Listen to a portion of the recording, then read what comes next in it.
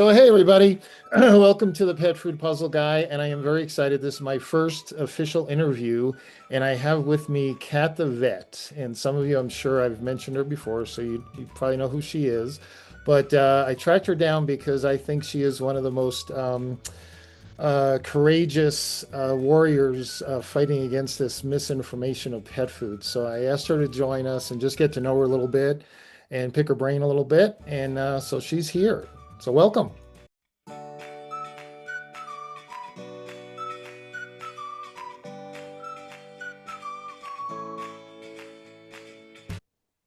Hi, isn't this wonderful that we can talk to each other across from the other side of the world? I think it's brilliant because I'm sat in my practice in the UK and you're sat in your home in America.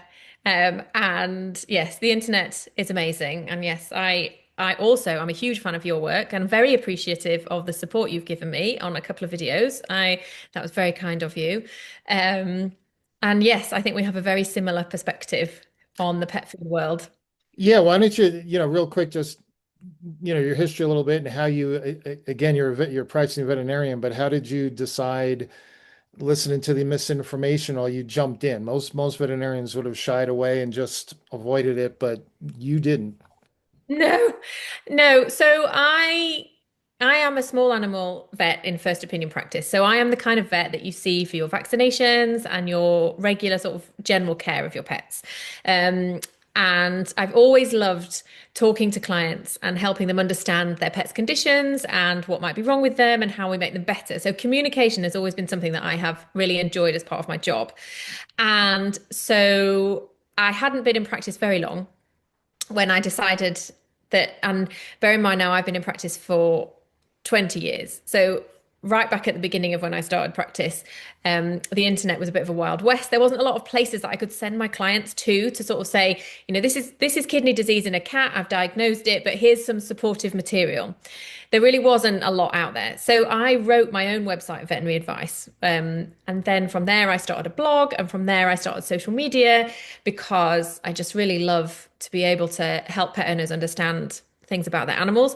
And also, I really love my profession. So a big part of what I do is about sort of being a positive voice for the profession and being, explaining things. Often we are quite maligned sometimes, and people are quite mean about us. So I try and put our opinion across.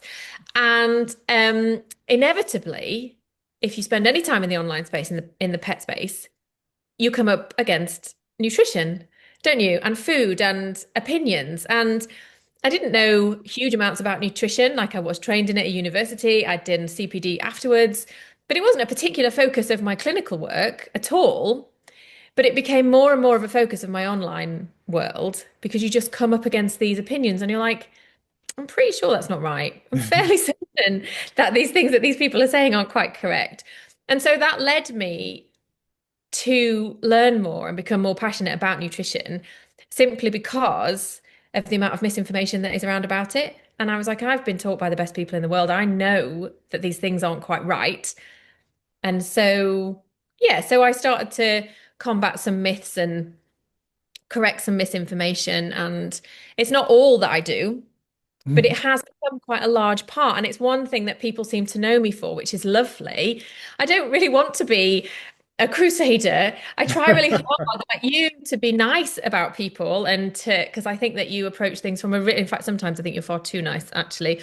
Um Wow, that's good. you try but you can see how you're trying really hard to be respectful and professional, which isn't always reciprocated on the other side of the opinions, is Yeah, it? I've noticed that. Yeah.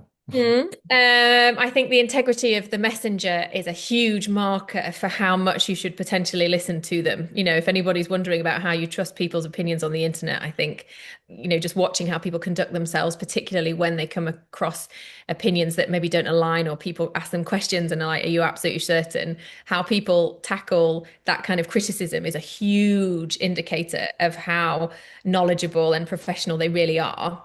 Um, in my opinion. So yeah, so that sort of ended up why I'm here. And then yeah, I came across your channel last year, so I was a bit of a late adopter. I only realized you were so good about a year ago, and now I'm a huge fan. And what can you do? Well, that's kind of what happened to me. I mean, I retired after 34 years with Hills, and I just loved what I did. I mean, if you're an animal lover, especially a dog lover, and every day you're in clinics training vets and their teams on therapeutic nutrition and all the newest research, and like you just said, I mean, I learned from the best. I mean, I love saying I was even trained by Dr. Mark Morris Jr. That's how old I am. But most people don't know who he is, but he was a pretty brilliant guy. And so when I retired, I discovered YouTube just for home projects and things. And then one day I just decided I had to, I put in pet food or dog food or something. And I was just shocked by the misinformation. I mean, I was angry actually, and so my son said, "We'll start a YouTube channel." And I am like the last person in the world to do anything technology, or that's one of the reasons I retired. I was just done with the computer, and here I am. But I started. My goal was just to, I think besides all the nutrition I learned from the board certified nutritionists and all, I really learned all the marketing tricks and all the misleading stuff. And I thought, I just want to help pet parents not get, shamed or guilted into buying food based on all this stuff. So that's how the channel started. But then, like you said, the not hatred, but whatever the word is, the raw people came out of the woodwork, and the home cooked people and the anti-kibble people, and it was like, holy cow, I wasn't prepared for that. I didn't really think that would, wasn't aware of that. And so that I think my channel has just morphed into, okay, what hurts me the worst is when I read or somebody talks about how horrible they feel that they fed a therapeutic diet from Hills, Royal Canin, Purina, it doesn't matter, and their animal died, and then they heard from Dr. Becker or somebody else how awful that diet was and that they contributed to their pet's death. I can't imagine the guilt, what that would feel like. And I see it way too often. And I think so that's what drives me to just try to keep at it to, just like you said, decide who you're going to believe, and I'm biased. I'm going to go with the people that have the credentials and have done the research. And, I say the best thing for me, the research is great. And I wasn't a veterinarian, so I kind of struggled with trying to keep up with it all and hopefully portraying it well to the teams. But for me, the most exciting thing, and I would even tell my doctors this, I would tell you this in practice, hey, got this new diet that the research looks awesome, but the real test is when you send it home with your clients and those pets, respond. That's the most exciting part. And I saw that every day for 34 years. So that's why I try to be respectful. I'm glad you think I'm being respectful because sometimes I think I get out of line, but it's like this is such a great thing for nutrition science is such a wonderful blessing. And yet now in pet food marketing, it's just being demonized, and the people that promote it are being demonized. And in the same way, I'm not a vet, but after 34 years of working, and vets are like anybody. There's the wonderful veterinarians that I miss not seeing every couple of weeks. And then there's others I'm glad I don't see. But overall, they're just wonderful people that got into the profession because they loved animals. And so when I hear, oh, they're either you've heard my videos, they're either a thief trying to steal your money, or they're so stupid that they're recommending these awful diets, and so that's where we both are trying to help pet parents, see through that.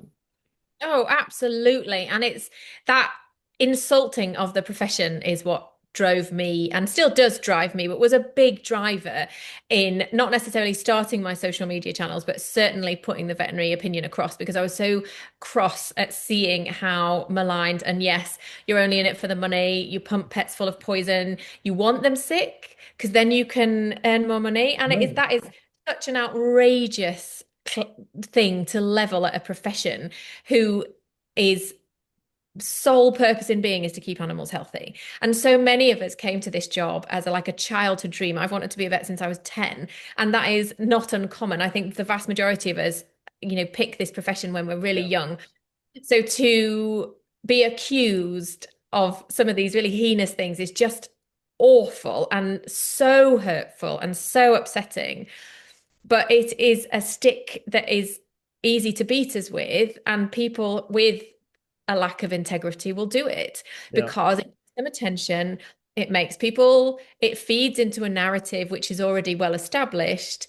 Conspiracy theories fly and negativity fly incredibly well on the internet. And therefore, they can sell you something. Because at the end of the day, most of the people who are perpetuating those kinds of messages have something different for you to buy than your vet Right. practice does. And they want you to buy, they don't want you to listen to your vet. They want you to buy what they're selling. And actually, on the ground with my clients, and when you meet people in real life, the level of trust that we have from pet owners is massive. So Mm. I think what they're trying to fight is the fact that if somebody gets in front of a vet and says, "What would you do?" and the vet gives them their, opinion based on science and evidence and experience and all of that jazz, vast majority of the time they will do what their vet says. So it's really, really important to undermine us at every point if you're somebody who has a different perspective and wants to sell it. And that's what's really awful is it comes down to undermining the profession to reduce the trust that people have in us, to persuade to another point of view, which generally involves the selling of something. And what's Yeah, really that's so true that the part of the foundation, one of the pillars of their whole industry is breaking the foundation of the trust with the veterinarian. They have to do that. Otherwise, like you said, it's just, well, my vet says do this, so I'm just going to do that. And the opinion of the profession is so, particularly when it comes to things like nutrition, it's very, very consistent. So if you go on any, obviously vets talk to each other in forums and private spaces all the time. And if questions are asked there between colleagues, what would you feed? What do you feed your animal? What choice do you make for XYZ? The big three come up every time. The opinion across the profession when it comes to nutrition is very, very consistent. And that's not because you give us pens. It's That's because, right. hey, you have proven to this science and evidence-based profession over and over again the integrity, the science, the research, the evidence that the diets are based on. And an enormous number of us feed these diets to our own animals. I feed them to my animals. I have done for years. I've paid full price or maybe a small employee discount for years, but it's what I feed to my animals. And so do the vast majority of my colleagues. Right. Yeah. Um, and yes, there are very significant and widespread concerns about raw food. There are very significant and widespread concerns about home cooked or boutique diets. The consistency of the opinion in the profession when it comes to nutrition is massive. And then when pet owners ask online in forums that are properly regulated and run by vets, you will get the same opinion again. And that, I'm on a forum on Facebook called Pet Vet Corner, which is Oh, fantastic. yes. I'm familiar. And it's Dr. it's M. yeah, it's one of my Yep. happy places because well, this whole Facebook group, it's got hundreds of thousands of members. And whenever people ask about nutrition, they get lots of vets from all over the world singing with the same voice. So there's a very small number of vets within the profession that have a different perspective, and that's okay. They're allowed it. It's not a problem. They can do that, it takes all sorts, and pet owners must be supported in whatever decision they choose to make when it comes to nutrition. No. But just because you are a maverick does not mean you are a truth teller, at the end of the day. And if you wish to make science-based opinions based on foods, then my opinion is show me the evidence. Like you say, show me the numbers, Right. show me the, Show me the show me nutrients. the nutrition. And it's so interesting you bring up Mark Morris because, that's one of the things that I really admire about Hills is, he set up this company and, there's all those origin stories of, well, he saw the sailors feeding the dogs biscuits on the Oh, docks and yeah, back in the 1800s. Yeah, I yeah, know. and he decided that he would make some biscuits for dogs. And you're like, yes, because he saw that the sailors eating those biscuits were quite healthy, and he wondered if he could feed biscuits to the dogs and make those quite healthy as well. I don't know whether it was you that made that point or someone else I heard make. That's not my point. That's very Yeah, that's intelligent. not, I don't go that far back. I just start with Dr. Morris. So if, And so, the but then buddy story. yeah, and then, but within a few years of setting up that company, correct me if I'm wrong, you're the expert here. He set up a research arm to Yeah. look into nutrition. He put his money where our pets' mouths are and did the work. Yeah. So people then, point at the in fact, I'm literally looking at it now, small animal clinical nutrition book. It's in my staff room. I can Yeah, see I it. have one over here.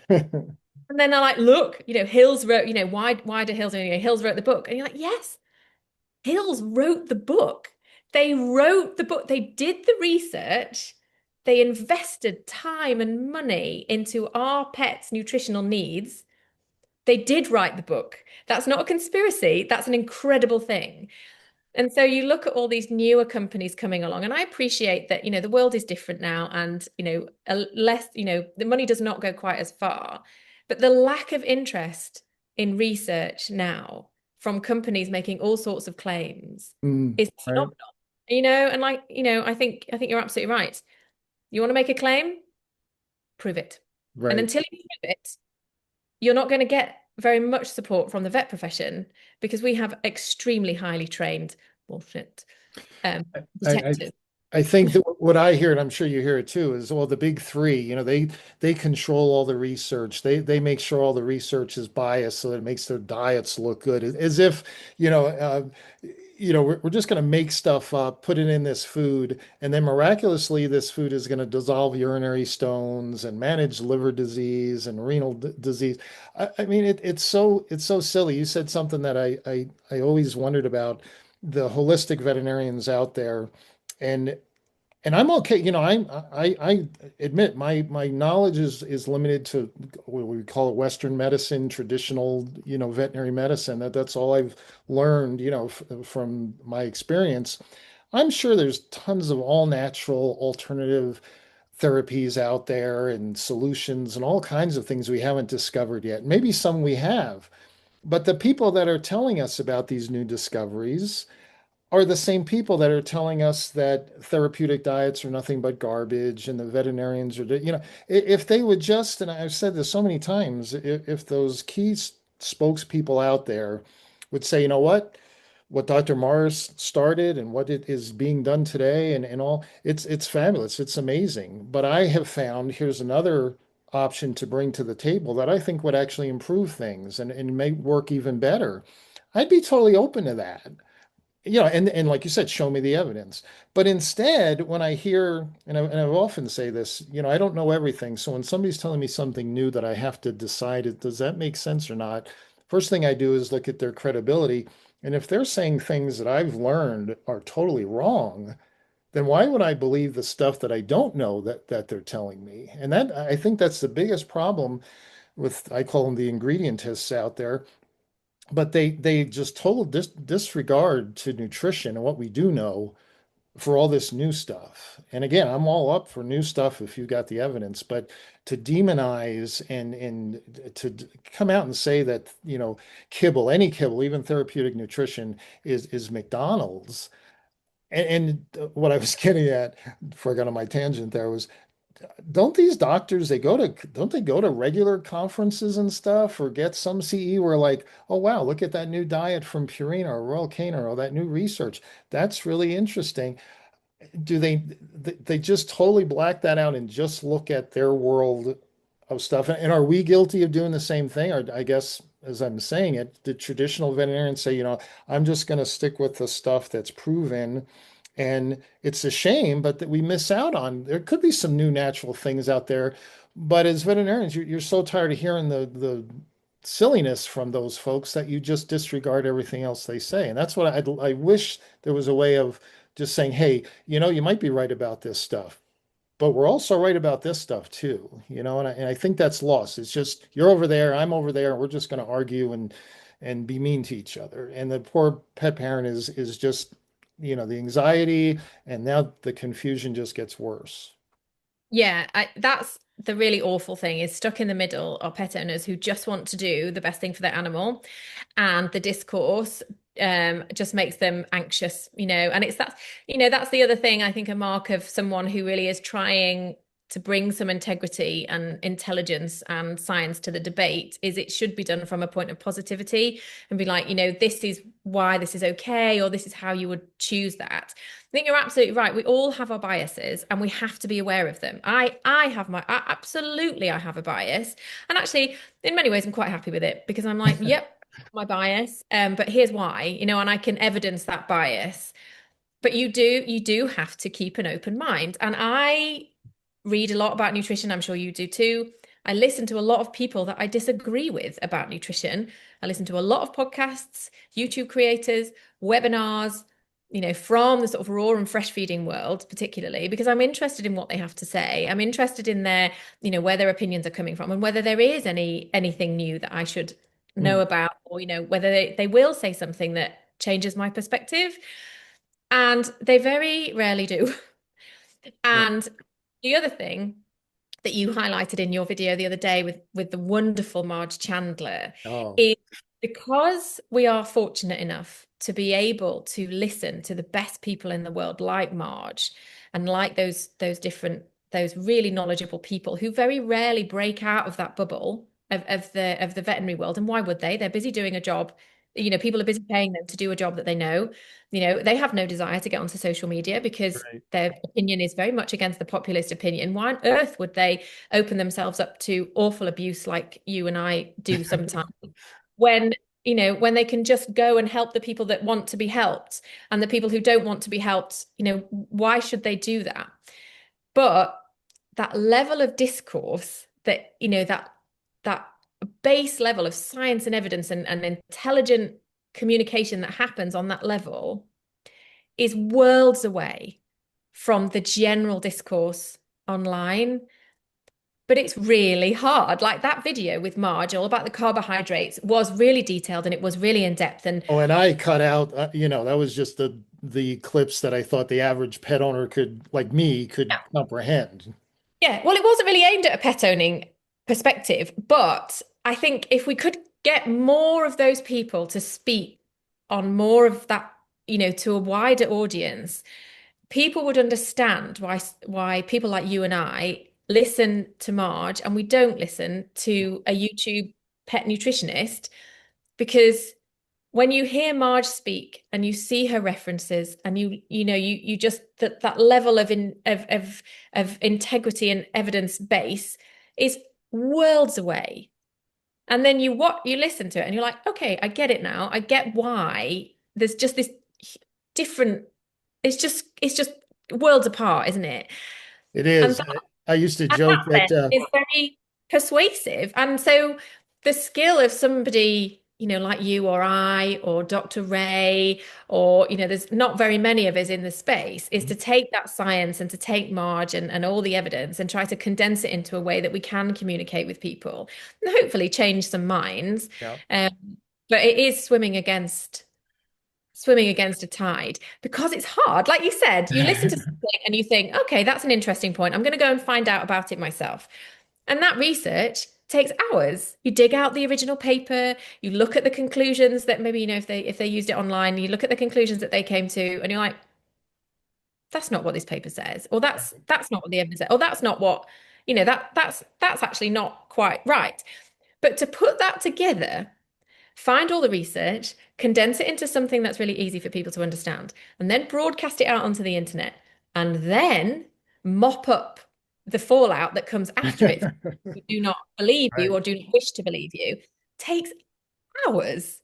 Whereas if Yeah, you just stand in a supermarket pet food aisle, pick up a bag of food and go, oh, this has fresh chicken in it, therefore it's great. right. This one has chicken meal, therefore it's rubbish, and stick it out on the internet, it takes minutes, and absolutely no research and no evidence and nothing. I think the phrase that you invented of an ingredientist is just wonderful. I think it is, but it's so easy to do that, and it's so hard to debunk it. It's very easy if all you care about is your opinion and not the evidence, because you can just put anything you like on the internet, and if it agrees with the populist opinion, then you're home free. You gained thousands of followers and people think you're amazing. And then the rest of us are like busy in PubMed going, I don't think that's right. I did a video a month or so, maybe 6 weeks ago now, about this. I was getting really confused because my current drum that I bang is pet food adverts in the UK. The pet food advertising space is out of control in the Yeah, UK. It's yeah, awful information. I'm constantly complaining about adverts. But loads of them were saying, there's bones and hooves and feathers in food. right. And I was like, I'm sure that's not right. I'm fairly certain that's not correct. So I actually ended up emailing FEDIAF, the AFCO equivalent in the UK, and being like, what's going on? And then I dug through reams. They sent me some information, like literally 100 pages of EU regulations. And buried deep in there, there is this thing that says hooves and feathers and horns can be in pet food. Right.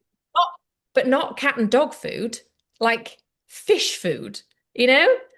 And so, and then if you go to so that was that, which was that? That was like that was a European directive, but FEDIAF say that it can't be in it. So they were like, even FEDIAF were not quite clear of what I was asking them because I was like, these pet food companies are so sure. They're saying it so consistently that these awful things are in pet food. And sort of legally they're allowed in pet food, but regulationally from FEDIAF, they're not.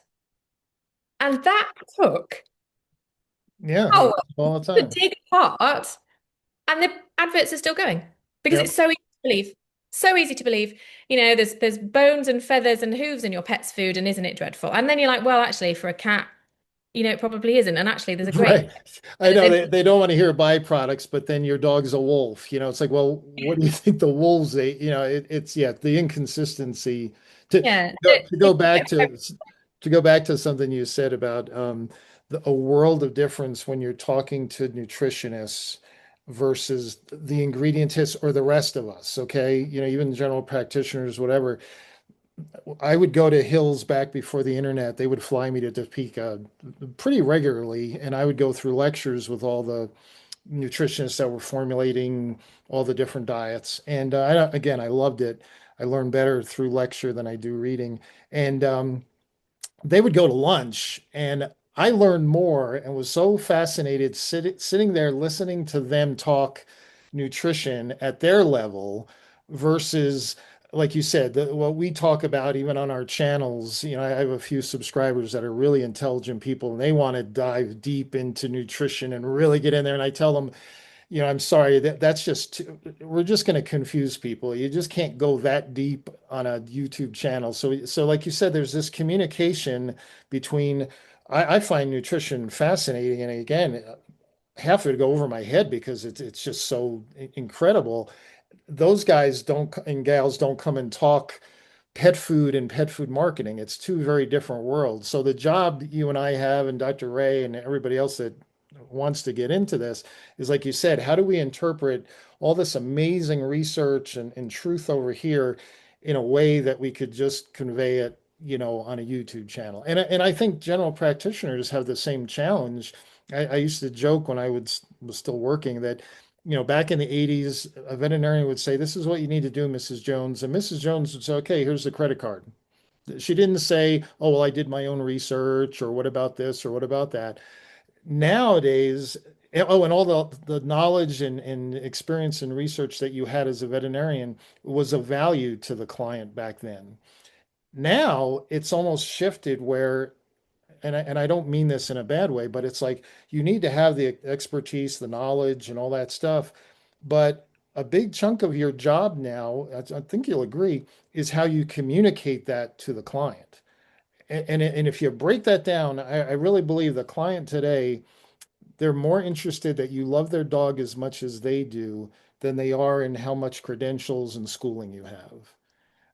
And that's not whether that's a good thing, bad thing, whatever. It just puts a big challenge on veterinarians today that they have to connect with that client. And like you said, to take all the social media that they're getting hit with, that client, and then they bring it to the veterinarian, and the veterinarian has how many minutes to try to dispel that and gain their trust to do the right thing. That's a really tough job. Yeah, it is. But it all, like you say, boils down to trust. And it boils down to people and communication. And on the ground in the vet world, people are very willing to listen. And, I'm always happy for them to ask me questions and we can have a back and forth and I can explain to you why I'm recommending this diet. And all my colleagues can. That's the skill of the veterinary surgeon. The challenge is the online Wild West where, and a lot of people just aren't even coming to the vets to ask us, and just feeding whatever is, popular on TikTok.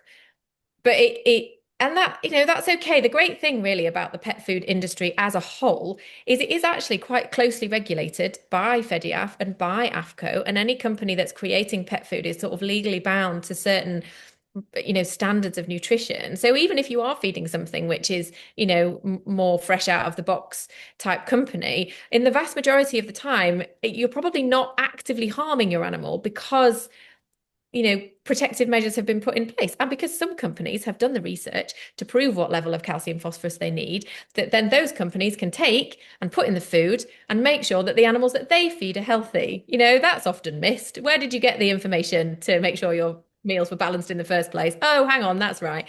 Um, but so that's one thing. But it really breaks my heart when like on I lurk in a lot of forums because I like to know what my clients are being exposed to, and I'm on a kidney cat forum and they're like, oh, don't feed prescription diet, feed this, they just need protein. And and you just see people getting this terrible advice and really believing it. Of course they believe it. They want to do the best for their animals, and and actively choosing something which may potentially harm them because somebody on the internet told them it, Right. and they're being coached to disbelieve their vets. That's the real tragedy of the whole thing is that, pet owners who want to do the best are being stifled Right. by The people. people that care the most are the ones being manipulated more than the people that, "Oh, I'll just feed whatever and who cares," that they're Yeah. actually doing better. Yeah. Yeah. Exactly. And it's how we reach those people. And I think it's only with a consistency of messaging, an encouragement and an open profession of veterinary professionals who will welcome people and be happy to speak to them, which of course we all are. That's the skill of the veterinary surgeon. And some way of combating these messages online. The challenge is it's not nearly as interesting, it's not nearly as sexy, it's not nearly as attention grabbing, to sort of talk about, high quality digestible protein and calcium phosphorus ratios. It's far more interesting to talk about wolves and obligate carnivores. Right. You Exactly. Yep. Well, I know, want to try, go ahead. I want to go ahead try. and end this pretty quick here. This was a great. I just want to introduce you for the few on my channel that maybe don't know who you are. I think I've talked about you enough, but I would like in the future, and maybe what we'll do is have people could leave comments. I'm sure my folks, I'll tell you, they're awesome. Uh, what are the specific topics that they want us to talk about that I can ask you, to get a little more, specific, whether it's protein, carbs, and cats. I mean, there's all the topics Mm, that we mm. can come back You and need Dr. Ray for some really deep dives. She's much better than I am at like the intricacies of the calcium phosphorus ratio. She's fantastic. yes, Yeah, but yes, like you say, you learn so much from just listening to people having a conversation. And I'm completely addicted to podcasts and things, particularly about nutrition. And that's what I love is just listening to people who know what they're talking about, talk about stuff yep, because you pick up so much and the messages come in the end with such integrity because you can tell when people A know what they're talking about, but B right, also believe what they're saying. yep. I- And I'm hoping this will make her very jealous because I went to you first and not her. Oh, She was my very first subscriber to my channel. So that's pretty cool. So now she's got to do an interview with me, she which does. is, so she Absolutely. can't I say would no. love But so yeah, in the future, let's definitely do more. And like to. folks, please, what do you want to hear from Kat? Put it in the comments there. And this was great. I really enjoyed this for my first interview. I'm psyched. This is fun. So I really appreciate you being with me. You're very welcome. It's been such fun. Let's do it again soon. All right, great. Bye bye.